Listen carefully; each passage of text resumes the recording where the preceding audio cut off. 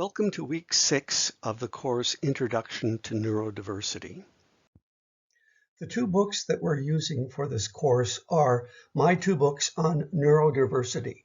The first one is The Power of Neurodiversity, Unleashing the Advantages of Your Differently Wired Brain, and that's focused mostly on adult neurodiversity. And my book, Neurodiversity in the Classroom, Strength-Based Strategies to Help Students with Special Needs Succeed in School and Life. And that book is more applicable to kindergarten through 12th grade education. In Module 6, we'll be talking about the positive side of ADHD, Attention Deficit Hyperactivity Disorder. First, though, I'd like to ask you a question, just to reflect on for a few moments. Why are there so many millions of kids in the U.S. diagnosed with ADHD when there were so few in the 1950s? Just take a couple of moments to ponder that.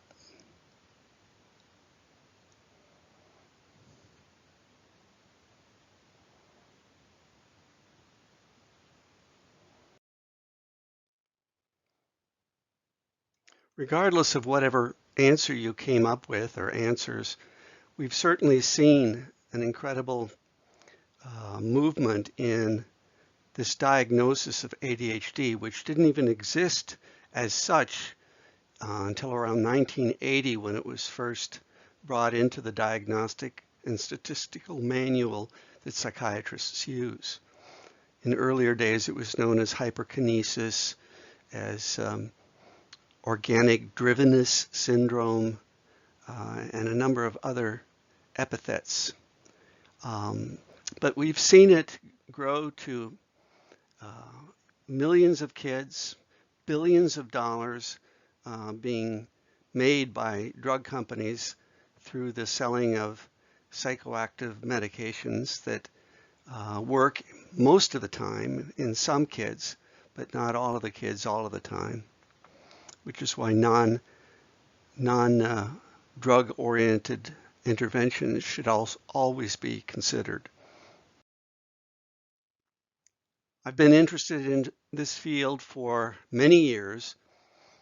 In the mid-1990s, I wrote a book called The Myth of the ADD Child, 50 Ways to Improve Your Child's Behavior and Attention Span Without Drugs, Labels, or Coercion. And then a couple of years ago, I revised the book, added 50 more strategies, and called it The Myth of the ADHD Child. I also wrote a book for teachers called ADD, ADHD Alternatives in the Classroom. And I'm not going to go through the arguments of my books, and I'm certainly not requiring the books for this module or this course. But if you're interested in my perspectives on ADHD, why I call it a myth, I'd refer you to those books, or even to some articles that I've written that are on my website. In this YouTube video, what I'd like to do is take the same framework that I used for Module 5, looking at the first 7 components of positive niche construction and seeing how they apply to the diagnosis of ADHD.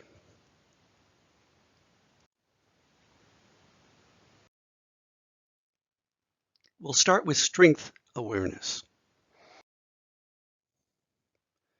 The first thing I'd like to call your attention to is the idea that kids with ADHD may be metaphorically hunters in a farmer's world. This is actually a phrase that comes from a book by Tom Hartman called ADD, A Different Perception.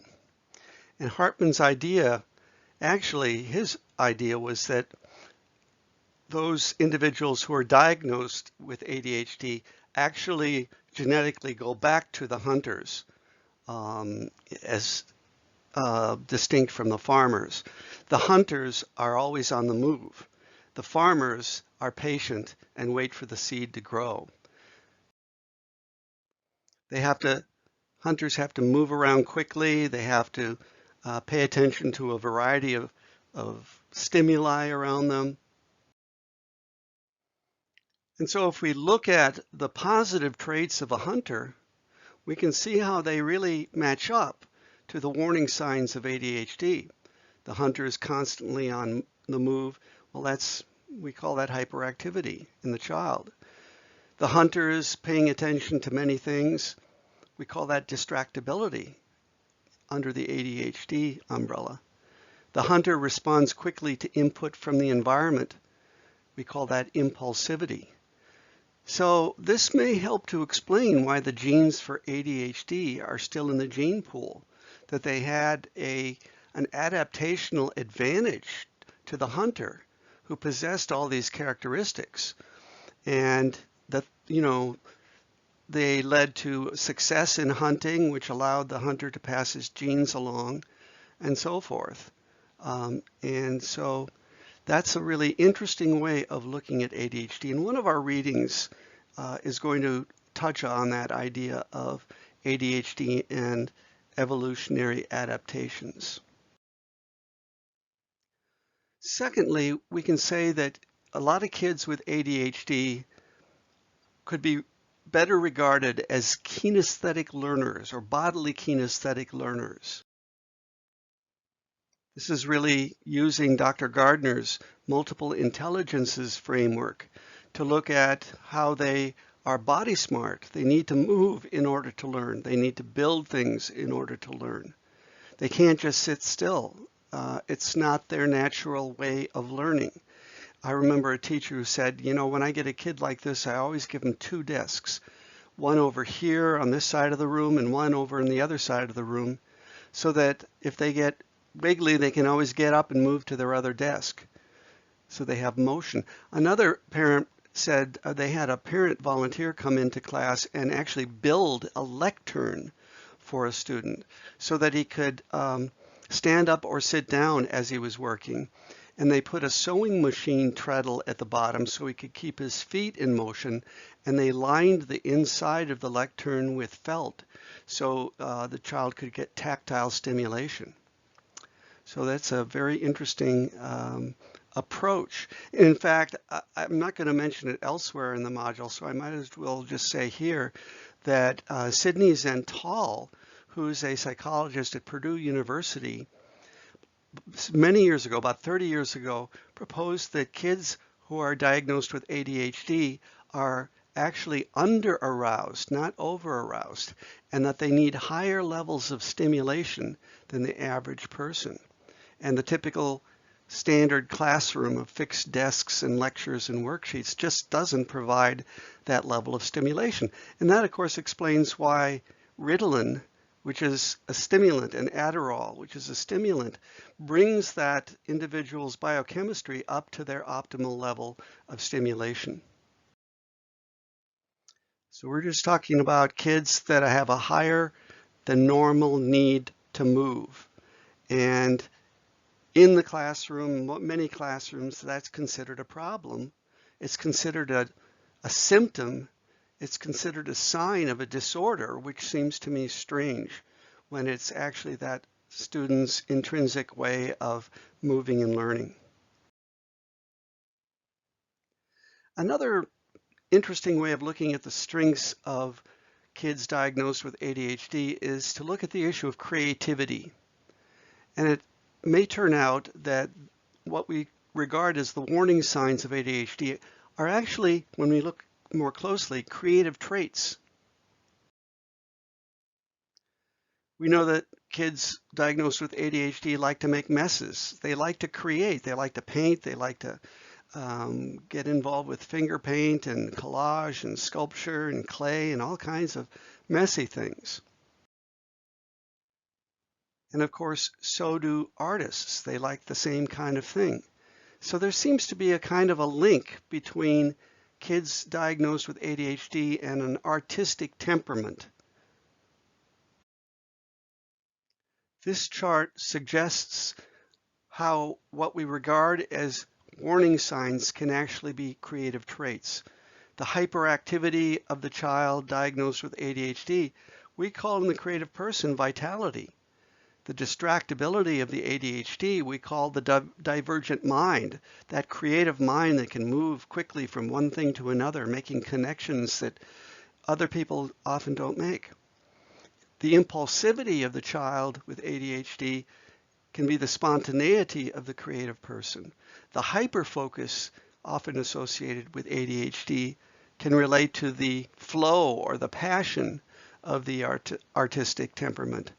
And the poor executive functioning, which is seen to be causative of many of the symptoms of ADHD, might be tied to the creative imagination, because when the executive functioning in the prefrontal cortex is not as active, that allows more of the creative imagination coming from the posterior areas of the brain and the subcortical regions of the brain to express themselves.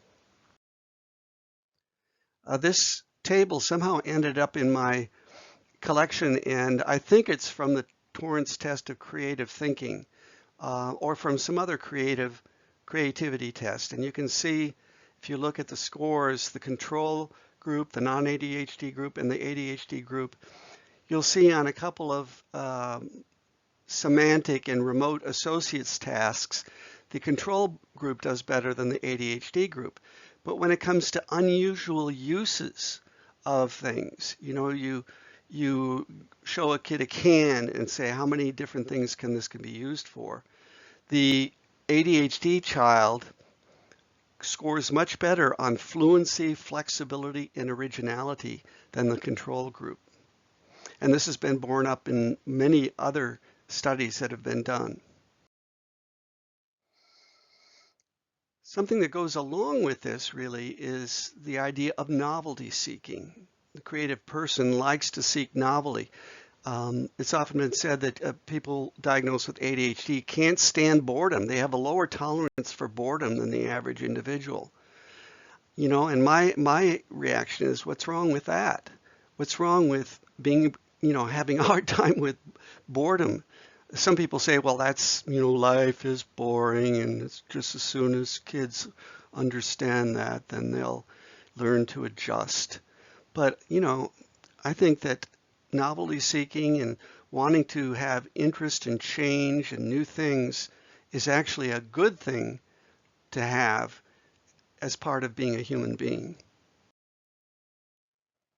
Some of the genetic research that's been done, and of course ADHD has been seen to have some genetic element component to it, indicated that a gene for a dopamine receptor protein was mutated among individuals with ADHD, and this came to be called the risk-taking gene, or some called it the thrill-seeking gene. And also you could call it the novelty-seeking gene. And it's interesting how semantics can have an impact on how we view something. If you call it the thrill-seeking gene or risk-taking gene, I don't want my kid to have that. But if it's a novelty-seeking gene, that sounds, not too bad. And of course, the novelty seeker can sometimes get into a little bit of trouble because they're curious. They want to find out how things work. They go where no other man has gone before them or person. And yet there are many good things that can come out of curiosity. This is really the kind of mind of the scientist who's always looking for new things. They're not looking at the same old, same old. The really great scientists, they're always on the lookout for some new unexpected thing that they can then begin to try to make sense of. So this novelty-seeking ability is really a plus in ADHD, although it can be considered by some people as a minus. Next, I want to get to a very interesting issue related to human development. And what I'm going to suggest is that kids and adults who are diagnosed with ADHD have what are called neotenous characteristics that are important for human evolution. Characteristics such as playfulness,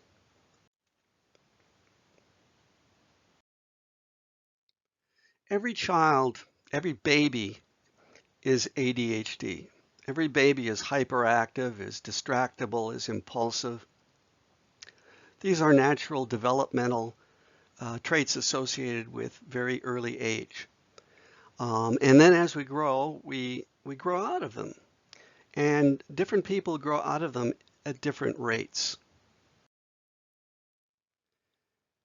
A number of studies, including one that I've included in the reading for this week, have suggested that brain growth in kids identified with ADHD actually is normal.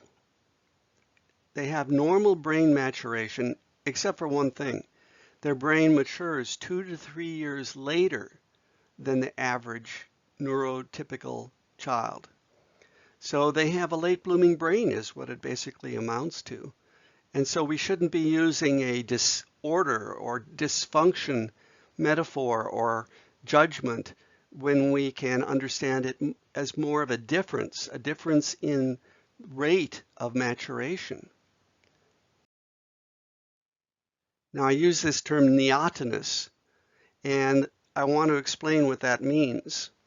Neoteny is a Latin word meaning holding youth, and it refers to the retention of juvenile characteristics into adulthood in a species. And J.B.S. Haldane said a major evolutionary trend in human beings is greater prolongation of childhood and retardation of maturity. And another scientist, Stephen Jay Gould, felt that neoteny was perhaps the most characteristic feature of humans. Let me explain a little more about what I mean when I use that term neoteny. And here we have some images of, on one side, a chimpanzee, on the other side, Phil Donahue as a child and an adult. If you look at the upper left-hand quadrant, you'll see this baby chimpanzee. And you'll notice how very human-like its features are, particularly in the face, but also actually in the chest and arms as well. But as that chimpanzee grows into adulthood, those traits are lost.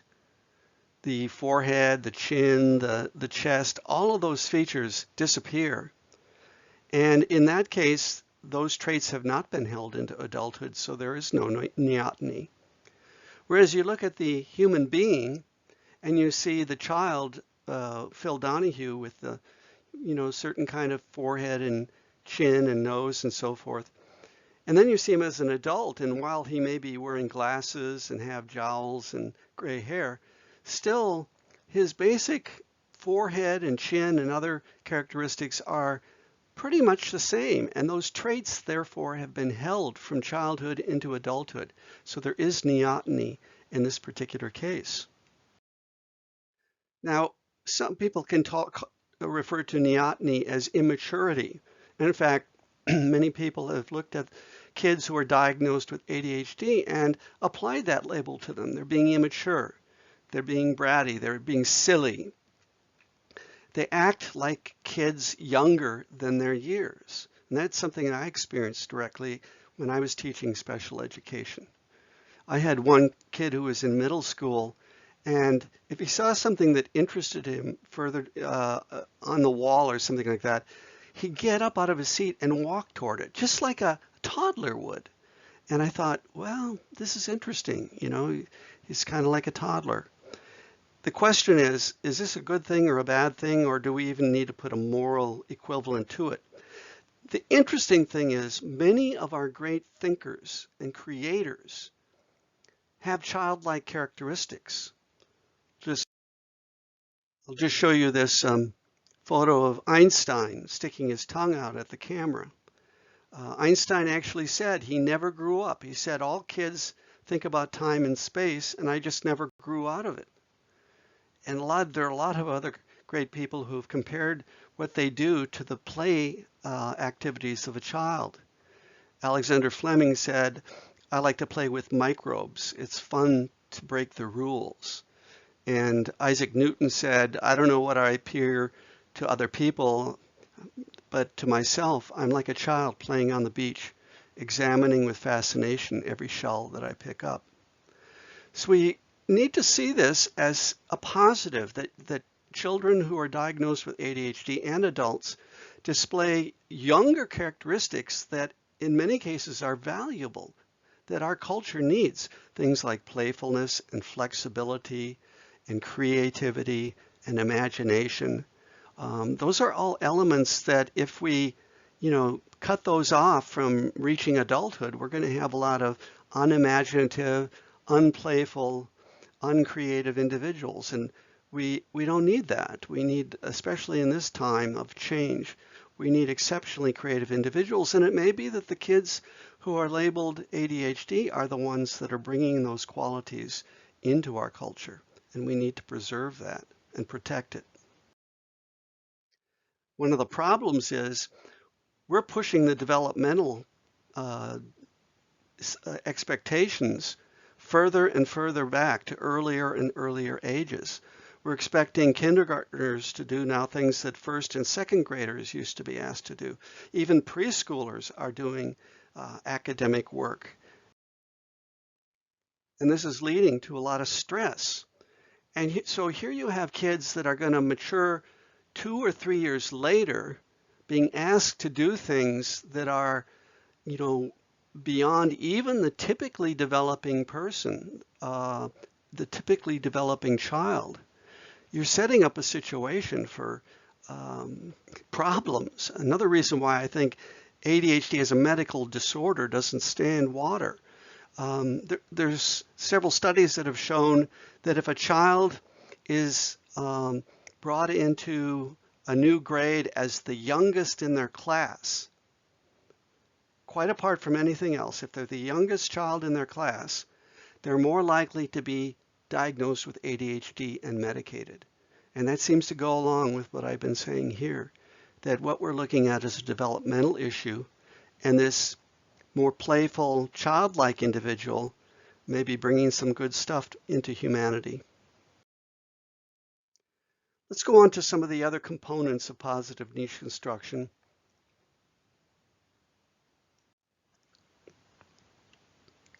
First, a quick look at positive role models. We have a lot to choose from. You can go online and get a long list. Just a few of the ones that I've chosen include Steven Spielberg, Jim Carrey, whose antics in film we can certainly understand from an ADHD point of view, Michael Phelps, who obviously needs to swim in order to live and learn. And this is Dave Pilkey, who is an author, who's the author of the Captain Underpants series of children's books. And I could go on, but these are just examples of individuals successful in their fields who were diagnosed with ADHD. Some assistive technologies and UDL tools include, this is called monster physics. Now, one thing about computers and computer apps that go along with, that are a good fit for kids diagnosed with ADHD, is that they provide stimulation, they provide change, they provide bright lights and loud sounds. The best apps do that. I mean, there are certainly apps out there that are boring, that are they're like electronic worksheets. But I'm talking about really interesting interactive kinds of apps. And this monster physics gives kids a chance to build models and do experiments on their phones. This is an app from Sesame Street. I think it's called Breathe, Think, Do. And it teaches kids self-regulation. In this case, they have to tap on the monster to help him calm down. So they learn about calming down strategies. Headspace is another app for maybe older kids and for adults. It was actually originally designed as a mindfulness app for adults, but now they have meditations for children as well. And Tubsu is a sort of an attention training app where they have different tasks for the child to do that take different amounts of time. so they're able to focus their concentration, you know, at whatever their level is, you know, very little concentration and work their way up to more and more concentration. Some strength-based learning strategies. Well, we know what doesn't work with the child diagnosed with ADHD, and this little cartoon suggests that ADD may be ADDD, attention to ditto deficit disorder.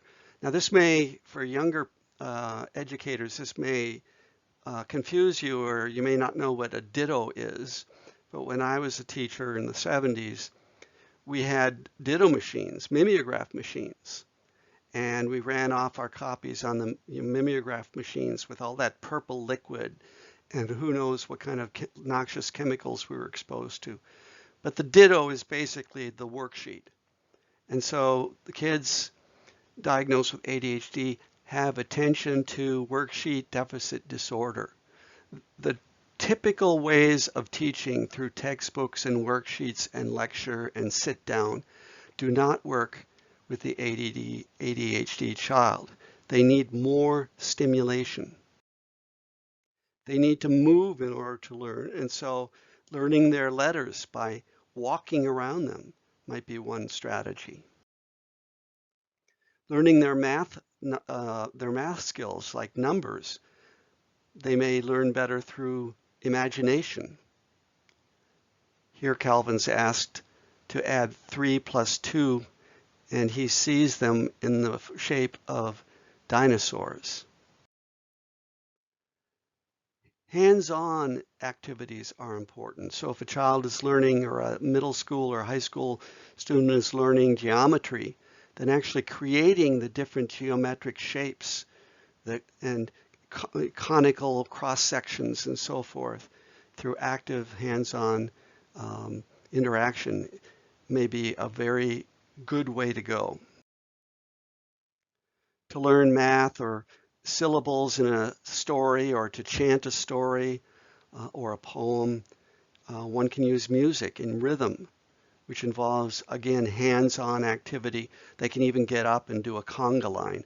There are a lot of ways of teaching the times tables, for example, that use movement, having kids stand up on every, or count from 1 to 36 and stand up on every third number, for example, to learn the multiples of 3. A little bit about enhanced human resource networks. One important role in the life of a child diagnosed with ADHD or an adult could be a coach, an ADHD coach. The coaching movement, of course, has taken root in the field of ADHD, and this is someone who can work with the child either in school or at home, both as an encourager as well as someone who can offer suggestions, can give techniques and strategies for memory and for paying attention and for organizing oneself and for self-regulating emotions and so forth. Peer teaching would also be an important intervention here, because kids in general, and I think kids with ADHD especially, are less likely to listen to the teacher and more likely to listen to their peers. And so matching the child with a classmate, or to use cross-age tutoring where they teach a younger child or are taught by an older child, can all be different ways in which the social network can be strengthened in their life. Another part of their social network might include someone like a soccer coach that they have a really good relationship with. And we should remember, when we are looking at that human relations network of a child, to see beyond the school. This might be a school coach, or it might be a community-based coach that they have a good relationship with. And so that needs to be encouraged and seen as a bright spot in their life. Some affirmative career aspirations. Now, the worst possible career for someone diagnosed with ADHD is probably the 9-to-5 desk job, which is very much like the 9 to 3 desk job that they have to do in school. And for them to end up in a work situation where they have to sit for that long period of time, it's not going to work very well for a lot of them. They're going to get stressed out and they'll burn out. Instead, they need careers that involve change, movement, novelty, thrills and chills. And one possibility is the field of firefighting.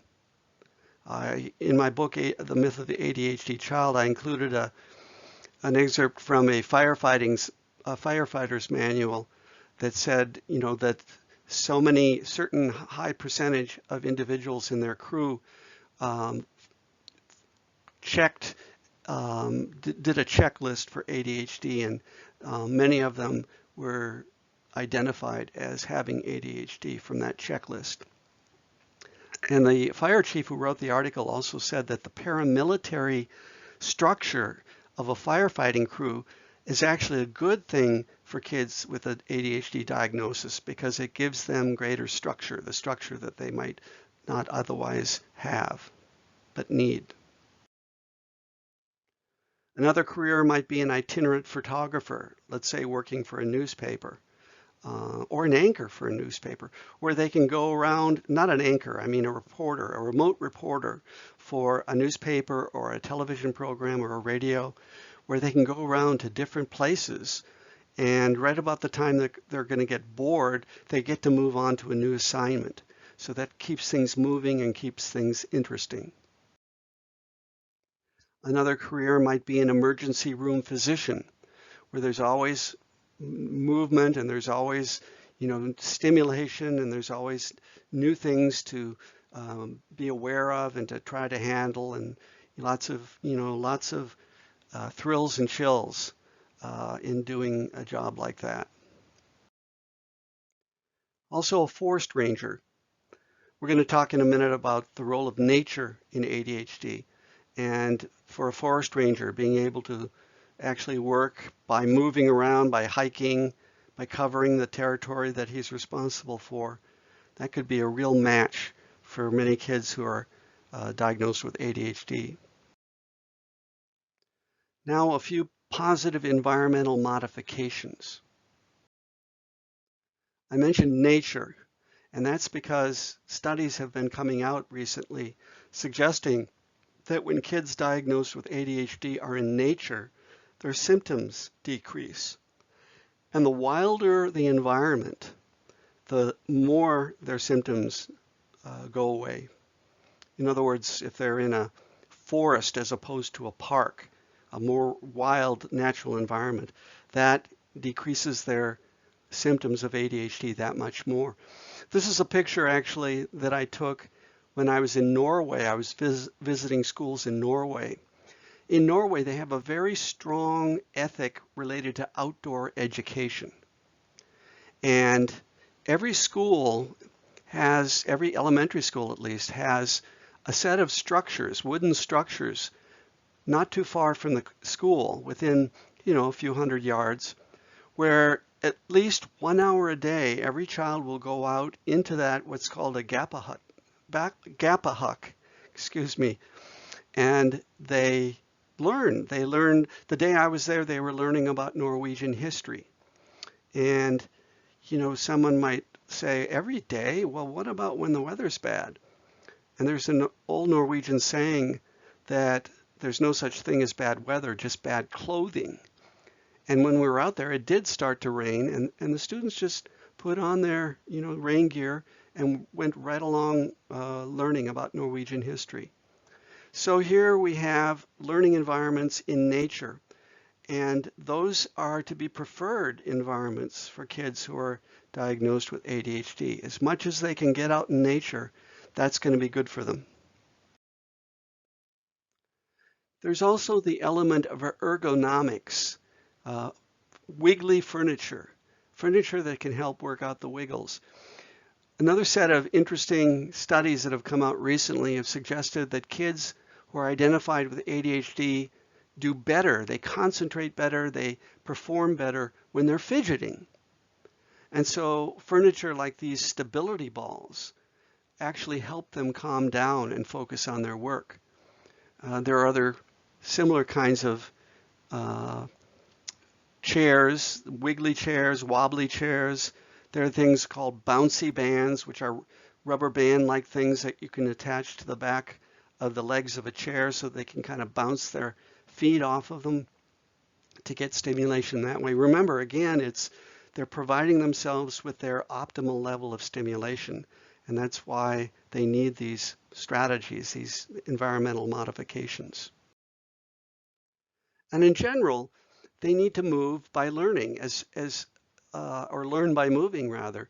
This is a group of kids in a Reggio Emilia school that did some learning the previous day in a poppy field, and the kids said they wanted to make the poppy field in the classroom. And so here they have their poppy field in the classroom. This kind of movement, you're saying, well, they're young kids and we can let them do that, but what about high school?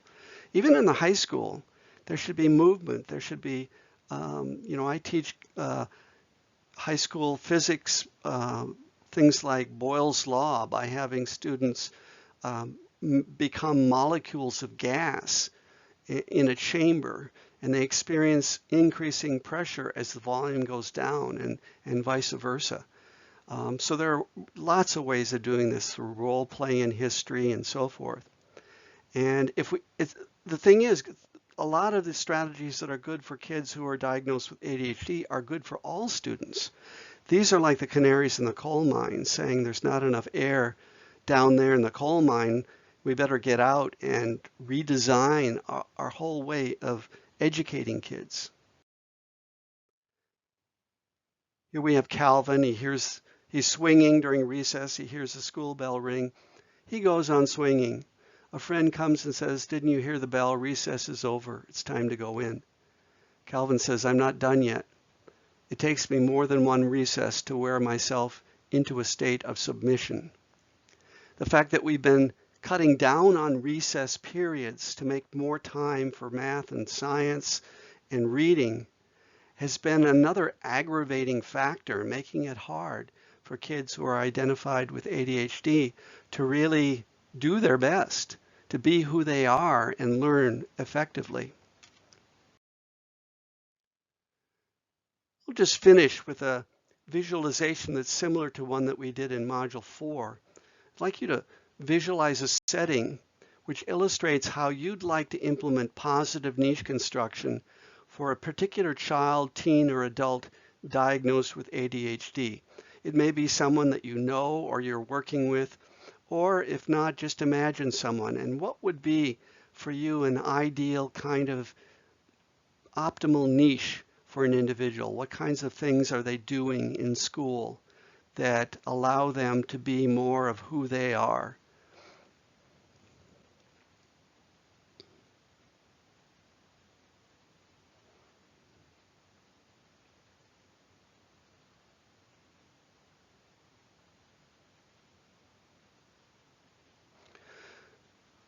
The task completion exercise that we're going to do for this week is actually this visualization, which asks you to design a strategy that can really work, a strength-based strategy for someone who's diagnosed with ADHD. And if you have the opportunity to implement it, so much the better. So thank you for spending time with me, and we'll move on to Module 7 in Autism next week. But enjoy your week. Thanks so much. For further information, get my 2 books on neurodiversity. First of all, The Power of Neurodiversity, Unleashing the Advantages of Your Differently Wired Brain, and Neurodiversity in the Classroom, Strength-Based Strategies to Help Students with Special Needs Succeed in School and Life.